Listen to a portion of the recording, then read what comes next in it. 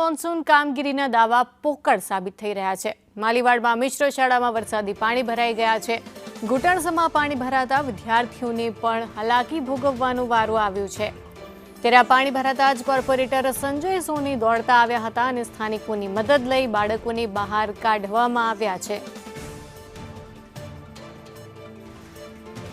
પરંતુ અહીં સવાલ એ થાય છે કે પ્રી મોન્સૂનની કામગીરી જ્યારે કરવામાં આવે છે, પરંતુ એ કામગીરી એ મોન્સૂન આવતા એટલે કે ચોમાસાની શરૂઆત થતાં જ ધોવાઈ જાય છે।